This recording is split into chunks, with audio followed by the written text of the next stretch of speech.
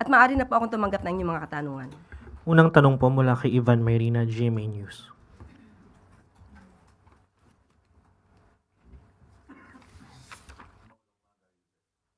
Yes, maulan. Napakalakas na ulan na umaga.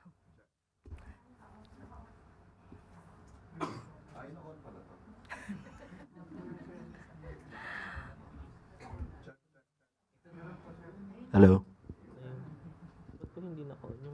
Ngayon ko lang nalaman na si Ivan ay medyo magaling pala magpatawa. Maraming salamat. Yusek, over the weekend, may mga umikot pong social media posts saying that VP Sara was supposedly asking for a private meeting with the President. What can you tell us about this? Wala po tayo makukumpirma patungkol po dyan dahil wala naman din pong ibinababa sa atin na anumang impormasyon kung meron ngang ganyang kaganapan. So sa ngayon ay wala tayong makukumpirma.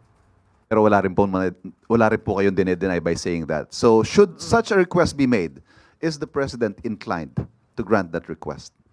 Hypothetical question. Pero, ang sabi ng Pangulo, sa una pa lang niyang podcast, kahit sino, sa lahat na maaaring hindi sumasang-ayon sa kanya, siya ay bukas upang makipag-usap para magkaroon ng magandang pagkakaintindihan. Hindi partikular para kay Vice Presidente. Baka kasi magkaroon na naman ng misinterpretation at misunderstanding sa ating mga ginawang katugunan sa ngayong araw na to. But that was then. Since then and now, things have been said and done. So is that to say that the President remains open to reconciling or working with the Vice President? Sa lahat ng kababayan natin, sa lahat ng tao ay open ang Pangulo. Salamat po. Next question po, Rafi Ayeng, Daily Tribune.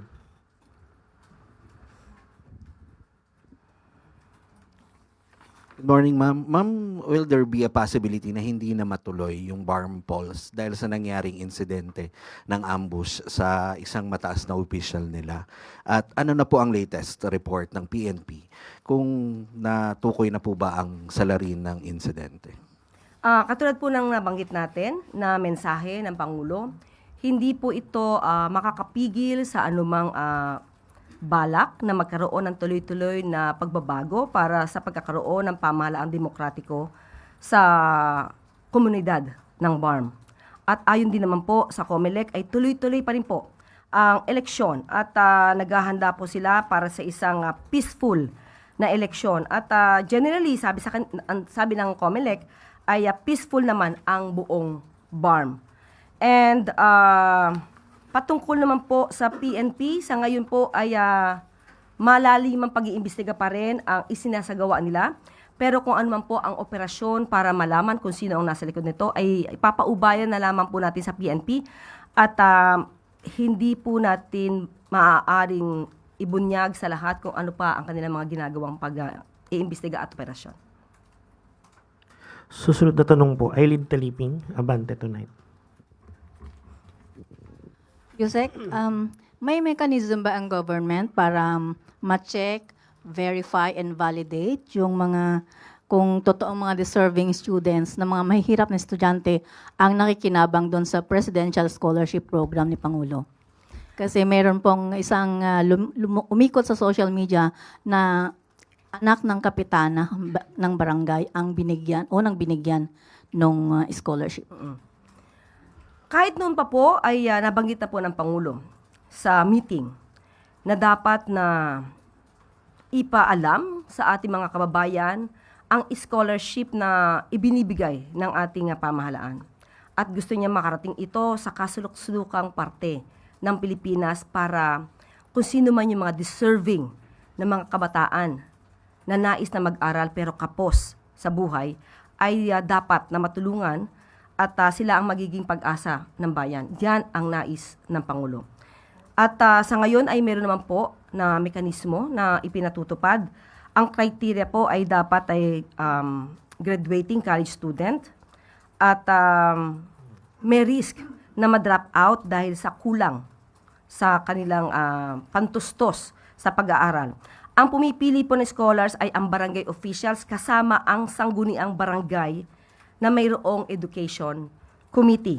At katuwang din po ang Office of the President ng Office of the President ang Liga ng mga Barangay National Office at ang DILG. Sila ang nagsasagawa ng programang ito at kung mayroon man na umaabuso, huwag po silang mag-atubili at huwag matakot na ireklamo po ito sa Liga ng mga Barangay National Office at sa DILG. At maaari din pong itong iparating dito sa PCO at sa Office of the President. Dahil ang gusto po ng Pangulo ay mabigyan talaga ang nararapat at deserving students na mabigyan ng tulong. Pero ayun naman po din natin bigyan ng anumang judgment yung sinasabi na anak ng nasabing barangay officials, baka kasi siya naman din ay deserving student. At hindi naman po namimili ito na kapag kamag-anak ng isang barangay official ay hindi naman maaaring maging beneficiary. So basta po deserving at kailangan yung kanyang requirements bilang deserving student ay naabot. So yun lang po naman ang gusto ng Pangulo. Follow up, ma'am. Paano po kasi kung minsan naaabuso din ng mga barangay officials yung ibinigay na pribilehiyo para sa mga mahihirap na estudyante at ibinibigay sa mga kamag-anak nila? Yes, kaya nga po, kung meron po tayong nakikita ng ganyan, katulad po niyan, may nagsusumbong, madali naman pong magsumbong ngayon. So, ang mga ganyan mga klaseng reklamo ay wini-welcome po natin at tinatanggap po natin dahil kailangan po talaga ng ayudang ibinibigay ng Pangulo at ng pamahalaan at ng local government units natin ay makarating sa tama. Thank you. Next question po, Samuel Medinilla, Business Mirror. Good morning, ma'am. Na-mention po ni President Marcos during po yung FOCAP forum last week na nagkakaroon raw po ng issue sa implementation ng infrastructure projects pagdating po sa absorptive capacity ng concerned government agencies at mga contractors. Paano po kaya ito i-resolve ng Marcos administration at may ensure na hindi na po ito maulit sa 2027? Yes, opo, nabanggit po yan ng ating Pangulo mismo sa isang sagot sa FOCAP. At nabanggit niya ito dahil nga nagkaroon ito ng epekto sa economic growth ng ating bansa dahil yung public spending natin noong nakaraang taon ay napigilan or hindi umalagwa dahil nga mas minabuti na protektahan ang pondo kaysa mapunta sa mga walang basihang mga proyekto. At napansin na ito ang isa sa mga naging dahilan kung bakit hindi umalagwa ang ating ekonomiya. Kaya ngayon po ay puspusan ang pamahalaan sa pamumuno na rin po ng DBM, ni Secretary Kim De Leon, na dapat na magkaroon na po ng public spending at ang nangunguna po dito ay patungkol sa infrastruktura. At hindi po kailangan mag-alala, ang sabi nga po ng Pangulo, yan po ang tinitignan at kailangang balansihin. At ngayon ay meron po tayong ad hoc subcommittee on project implementation and results monitoring the infrastructures, no, na isinasagawa. So meron tayong Infracom na maaaring tumingin po dito at para maibigay ang mga proyekto sa tamang mga contractor. Tanong ko lang, follow-up lang po. Paano po kaya i-address sa ngayon po kasi meron na pong backlog yun ng infrastructure projects yung Marcos administration. Ano pong assurance na by 2027 yung backlog na yun plus yung additional infrastructure projects next year ma-accomplish po ng administration? Yan naman din po ang gustong mangyari at naipangako ni DBM Secretary Kim De Leon. Pero hindi naman dahil sa nagmamadali tayo ay hindi na natin i-assess or i-evaluate ang mga programang at mga proyekto na isasagawa sa ngayon. Nandun pa rin po ang pag-iingat, pero mas mabilis na po ang pag-release ng pondo ngayon basta po mapatunayan lamang na tama po ang proyektong igagawin. May naging commitment po kaya yung DBM at saka yung DPWH kay Pangulo pagdating sa pag-address ng absorptive capacity? Yun po ang gusto ng Pangulo, kaya yan din po ang pinangako nila sa ating Pangulo. Thank you po. Next question po, Harleen Delgado, ABS-CBN.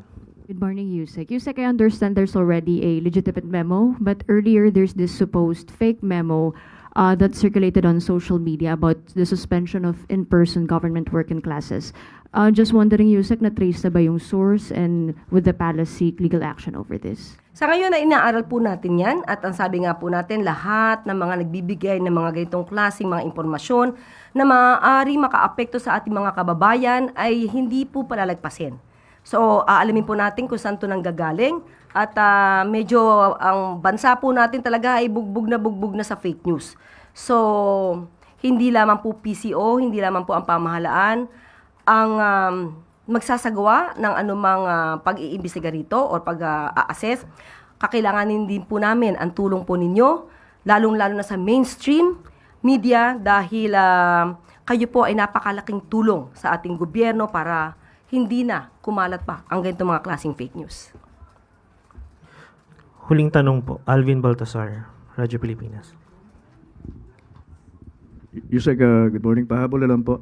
Kasi sa isang panayam, sinabi ni Congressman Erice na pinagsabihan daw siya ni DOTR Secretary Vince Dizon na isi-zero allocate daw siya amid his request na isang proyekto doon sa C3 sa may Caloocan. All dito, Yusek, nakakausap niyo ba si Secretary Vince at talaga bang sinabi ni Secretary Dizon yon kay Congressman Erice? Actually po, nung nadinig ko na sinabi po niya yan, na siya daw ay nakausap, na pagsabihan ni Secretary Vince Dizon na siya ay magkakaroon ng zero allocation dahil siya daw ay nakakapanira sa gobyerno dahil sa kanyang mga sinasabi. So, ang una ko pong ginawa ay hindi tayo muna nagbigay ng anumang komento, tinawagan mismo natin si Secretary Vince Dizon at ipinaalam natin kung ano ang tinura nitong si Congressman Erice sa isang panayam. At yan po ay pinasinungalingan mismo ni Secretary Vince Dizon dahil hindi po niya nakakausap si Congressman Erice patungkol sa kanyang pagbibintang. At hindi naman po makakapanira ang mga sinasabi ni Congressman Erice sa pamahalaan, lalong-lalo na kung ito naman ay puro fake news at walang basihan. So, walang magiging dahilan para siya ay katakutan at hindi natatakot ang gobyernong ito sa anumang pagbabatikos. Dahil kung anuman ang mga mensahe ng ating mga kababayan, yan naman po ay tinatanggap at inaalam ng Pangulo para malaman kung ano ang kulang, kung ano ang dapat gawin. Pero yung mga mensahe na walang basihan, hindi po to nakakapanira sa pamahalaan. Hindi to nakakaapekto. Pero dapat po na ituwid dahil mayroon nagmamalaki kung ano-ano ang sinasabi sa pamahalaan, yun pala galing lang sa kanyang sariling bibig na walang anumang ebidensya. Pero sinasabi ni Congressman Erice doon din sa interview, Yusek, kung ano lang daw yung sentimiento ng tao, yun lang yung sinasabi niya. For example, sabi raw nung mga sa sentimiento, wala naman daw mangyayari doon sa flood control. Ng mga tao, sabi ng mga tao. Pero yun ine-air niya lang, base na din doon sa damdamin ng mga taong bayan. Sabi. So, dyan pa lang maliwanag na nung hinanapan natin siya ng ebidensya, ay wala siyang maipakita. Nung hinanapan natin siya ng ebidensya, maliwanag ang kanyang sinabi sa isang panayam sa channel, sa News 5, na sinabi na laglagan, na hindi madidimanda o makakasuhan si Speaker Romualdez at dahil laglagan na. Hindi yun. Maaaring sabihin lamang na base sa sentimiento. I-level up niya ang sarili niya dahil siya isang congressman. So, hindi siya pwedeng iparot lamang kung anong sinasabi ng ibang mga tao na walang basihan. Siya, kailangan ng basihan, kaya natin siya hinahanapan ng ebidensya. So, nung sinagot natin siya dito, hinanapan natin siya ng ebidensya, at kung may ebidensya siya, mauna na siyang magsampa ng kaso. Tayo po ay bumabase mismo kung ano ang ating dala-dalang ebidensya kung ano ang meron tayo at hindi po tayo dito pamema lang.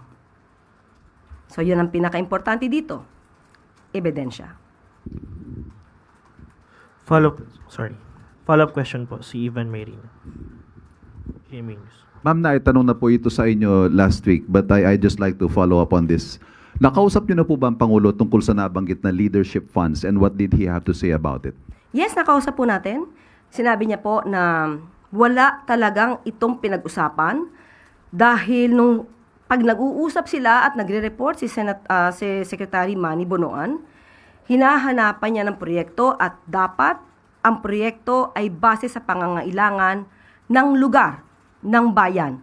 Ang pondo binibigay sa proyekto, hindi sa tao. Kaya siguro nabanggit niya na equitable distribution ang nais ng Pangulo dahil yun ang utos ng Pangulo. Pero when it comes to leadership fund, never po ito nabanggit sa Pangulo at ito din po ay dininay ng economic team. So kung meron man silang pag-uusap among themselves dito sa DPWH, hindi po ito kailanman naging programa ng Pangulo. At hindi po nakalagay ang leadership fund sa GAA. Yan din po ay tinanong natin mismo sa DBM. Wala pong leadership fund dito sa GAA. But as it appears in former Secretary Bonoan's affidavit, ang leadership funds daw po, or at least internally that's what they call it, came about upon the President's instructions na tugunan yung kabawasan sa mga priority projects dahil nga nagsisingit ang mga legislators. So, are we still saying na hindi ito alam ng Pangulo, even if it appears, like I said, na ito po ay bunga ng kanyang utos? Yeah, ang utos nga niya ay dapat maging maayos ang lahat ng proyekto. Ayokong sabihin pinagalitan si Secretary Manny Bonoan. Pero nung huli kami nag-usap na Pangulo, sa mukha niya, yun ang gusto niyang sabihin kay Secretary Manny Bonoan, ayusin mo ang trabaho. Panghuli po, this question needs to be asked. Pag meron hong ginawa ang mga underlings mo, ang mga tao sa ilalim mo, na hindi mo alam, ang tawag po kasi ng ordinaryong tao doon nalusutan. Is this to admit na nalusutan ng Pangulo at least on this particular point? Kaya nga po, ano ang ginawa ng Pangulo nung nalaman niya na may anomalya sa DPWH? Dahil mali na yung report ni Secretary Manny Bonoan, ang ginawa agad ng Pangulo, nagpaimbestiga. Wala naman magagawa ang Pangulo kung hindi paimbestigahan yan dahil kung meron kayong ginawang anomalya dyan, dapat managot ang lahat ng dapat na managot. Hindi po ito pinabayaan ng Pangulo. Sorry, one final point. Does the President believe that former Secretary Bonoan should be or deserves to be a state witness? Hindi po napag-uusapan po yan. So, depende na po yan sa korte, depende na po yan sa prosecution, sa ombudsman, sa state prosecutors, pero hindi po napag-uusapan ang patungkol sa issue kung kinakailangan maging state witness si Secretary Manny Bonoan. Thank you. Yun na pong huling tanong, Yusek. Back to you. Maraming salamat.